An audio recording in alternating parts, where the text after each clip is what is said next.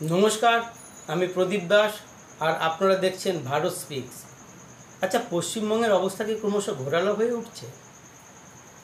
এতদিন হিন্দুত্ববাদীরা যে আশঙ্কার কথা বলতেন, সেই আশঙ্কা কি এবার সত্যি পরিণত হলো? কথা বলার কারণ, তমলুকে দোলের দিন এক হিন্দু যুবককে বেধড়ক মারধর করা হয়েছে।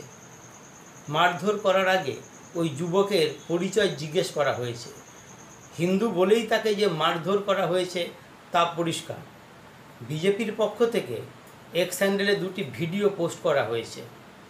সেই ভিডিওতে প্রত্যক্ষদর্শী এক মহিলা অভিযোগ করেছেন, এই হামলাকারীরা সংখ্যায় ছিল 100 জনের বেশি। তারা 50টিরও বেশি বাইকে করে ওই এলাকায় আসে। তার আগে তারা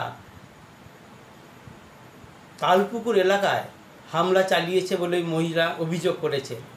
সেইখানে পৌঁছেই তারা এক যুবকের দিকে তেড়ে যায়। ওই যুবকের পোশাক আশাক থেকে পরিষ্কার ছিল যে সে অন্য সম্প্রদায়ের। এরপরই তাকে জিজ্ঞেস করে, তুই কি হিন্দু? সঙ্গে সঙ্গে তার উপরে কিল চর ঘুষি পড়তে থাকে। মারতে মারতে একসময় তাকে ধাক্কা দিয়ে রাস্তায় ফেলে দেওয়া হয়। পড়ে গিয়ে সেই যুবক ব্যাপক আহত হয়। তার মুখে এবং মাথার একাংশে চোট লাগে। রক্তাক্ত অবস্থায় ওই যুবককে হাসপাতালে ভর্তি করা হয়েছে।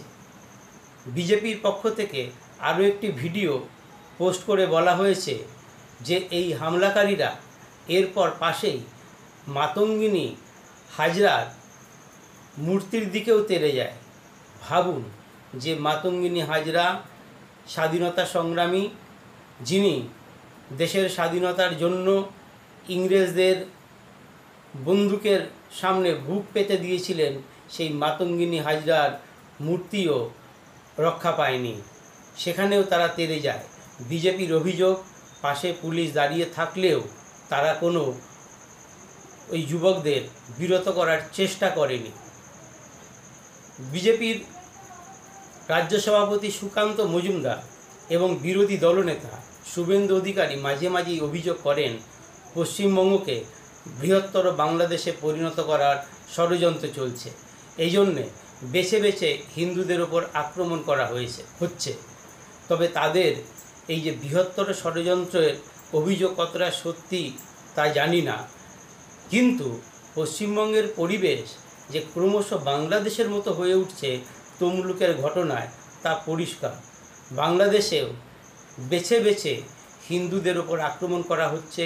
হিন্দু যুবকদের বিভিন্নভাবে তাদের প্রাণ নেওয়া হচ্ছে, তাদের বাড়িঘর পুড়িয়ে দেওয়া হচ্ছে, লুটপাট করা হচ্ছে, মা বোনেদের সম্ভ্রমহানি করা হচ্ছে।